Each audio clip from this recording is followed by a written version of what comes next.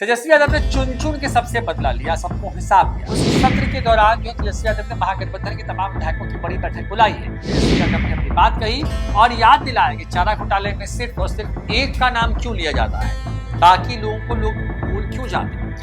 Blackmailing वाली politics करती आई है।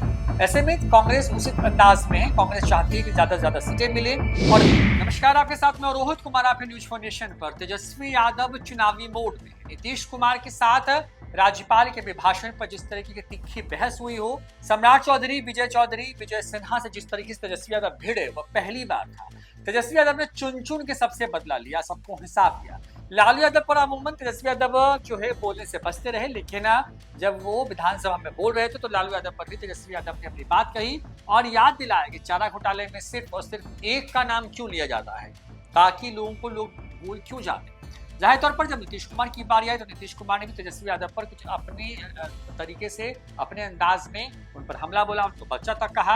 उसके बाद पूरी आरजेडी आक्रामक हो गई, नीतीश कुमार पर हमला बने। चाहे वो बीपीएससी का मुद्दा हो, बिहार में किसानों से जुड़ा हुआ मुद्दा हो, बिहार में महंगी बिजली का मुद्दा हो, बढ़ते अपराध का मामला हो, तमाम मुद्दों पर तेजस्वी यादव जो है अपनी बात कह रहे हैं और एक मैसेज कन्वे करने की कोशिश कर रहे हैं कि जो सरकार पिछले 19 साल से बिहार में चल रही है उसको बदलने का वक्त आ गया। नीतीश कुमार को, उनकी सरकार को तेजस्वी यादव खटारा तक कह रहे हैं। अब हम इसकी चर्चा कर क्यों रहे हैं? चर्चा इसलिए कर रहे हैं क्योंकि बिहार का बजट सत्र चल रहा है।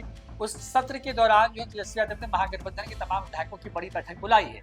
बैठक ऐसे वक्त में बुलाई गई है जब महागठबंधन के कई दल जो हैं तेजस्वी यादव के नाम को लेकर के सहमत नहीं है या फिर कह रहे हैं कि आला कमान तय करेगा कि चुनाव किसी चेहरे पर लड़ना है। हम बात कर रहे हैं कांग्रेस की। कांग्रेस में जब से नए प्रभारी बिहार के नियुक्त किए गए हैं, जब से उन्होंने अपनी जिम्मेवारी संभाली, उसके बाद से लगातार वो आक्रामक है, क्योंकि चुनाव के पहले शीट शेयरिंग से लेकर के सीटों के बंटवारे पर आम राय बन पाए, बार्गेनिंग सही से हो पाए, इसलिए हर पार्टी अपने अपने हिसाब से जो है इस तरीके की ब्लैकमेलिंग वाली पॉलिटिक्स करती आई है। ऐसे में कांग्रेस उसी अंदाज में है। कांग्रेस चाहती है कि ज्यादा से ज्यादा सीटें मिले और वो सीटें मिले जो सीटें वो जीत पाए। हर बार होता यह है कि कांग्रेस को आरजेडी वो सीटें देती है जो कि जिस पर आरजेडी का खुद का जनाधार होता नहीं है और कांग्रेस वहां पे बहुत कमाल कर नहीं पाती है। शायद यही वजह है कि कांग्रेस लगातार उन चुनाव, हाल के जो चुनाव हुए हैं उन चुनाव में उन सीटों पर उसको करारी हार का सामना करना पड़ता है, क्योंकि लोकसभा चुनाव में कांग्रेस ने अच्छा प्रदर्शन किया, लिहाजा कांग्रेस अब उसी हिसाब से अपने लिए सीट मांग रही है। बिहार में अगर वक्त पे चुनाव होते हैं तो सितंबर अक्टूबर में जो है वो चुनाव हो सकते हैं, लिहाजा चुनाव को लेकर के तैयारियां तमाम पार्टियों की तरफ से की जा रही है। चाहे वो एनडीए का खेमा हो, बीजेपी, जदयू, चिराग पासवान की लोजपा हो, उसके अंदर जीतन राम मांझी की पार्टी हो या आरएलएम हो, ये तमाम पार्टियां अपने अपने हिसाब से जो है तैयारियां कर रही। तो दूसरी तरफ महागठबंधन में तैयारी कर रहा है, कांग्रेस भी तैयारी कर रहा है, तो तेजस्वी यादव की आरजेडी भी तैयारी कर रही है।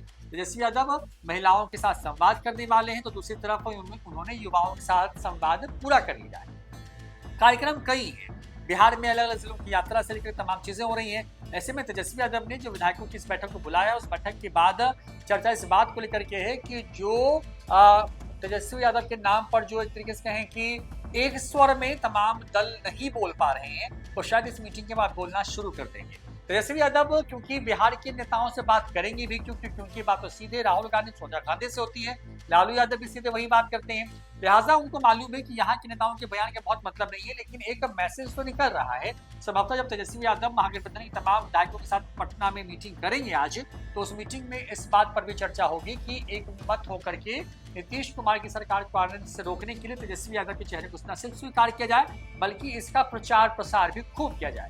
2020 के विधानसभा चुनाव को अगर याद करें तो कुछ ऐसा ही हुआ था। बिहार में महागठबंधन में तेजस्वी यादव चेहरा थे, 10 लाख नौकरी की बात कही थी पहले कलम से, और इसका फायदा ये हुआ कि आरजेडी नंबर 1 की पार्टी बनी विधायकों की संख्या के हिसाब से। बाद में बीजेपी ने मुकेश सहनी की पार्टी को तोड़ लिया तो वो उनके पास पहुंच गया, लेकिन बाद में फिर एआईएम को तोड़ करके तेजस्वी यादव फिर से आरजेडी जो है बिहार की सबसे बड़ी पार्टी बन के आई, लेकिन सत्ता से दूर रही। लिहाजा जो कमियां पिछली बार रह गई थी उन कमियों को कैसे दुरुस्त किया जाए। पहले भी आपने हमारे चैनल पे वीडियोस में देखा कि तेजस्वी यादव ने तमाम विधायकों को कह रखा है कि वो होली और इफ्तार के मौके पर अपने अपने विधानसभा क्षेत्रों में पहुंचे, वहां लोगों से मिले, संवाद करें, उनकी समस्याओं को समझे, निराकरण करें और लोगों का मूड क्या है उसको भी टटोले, क्योंकि तेजस्वी यादव टटोलने के लिए बिहार भर की यात्रा कर चुके हैं और अब विधायकों को ये बात कह रहे हैं और उसी के आधार पर टिकट का बंटवारा होगा।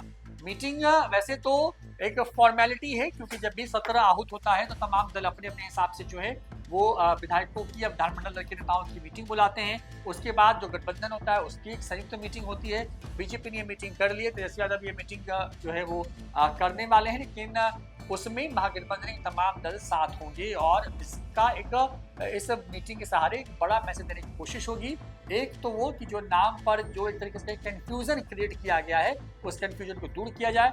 दूसरा ये कि आगे किस तरीके से नीतीश सरकार को सदन में खेला जाए, क्योंकि ये सत्र लंबा चलता है, उसकी रूपरेखा तय होगी। और साथ ही साथ ये तय होगा कि किन मुद्दों को लेकर के जो है अभी से माहौल बनाया जाए ताकि आने वाले विधानसभा चुनाव में इसका फायदा मिले। क्योंकि तेजस्वी यादव कह रहे हैं कि 17 महीने की सरकार में जब वो थे तो उन्होंने बिहार में नौकरी दी। वो कह रहे हैं कि महिलाओं को वो जो है माई बहन योजना के तहत जो है वो हर महीने धनराशि देंगे।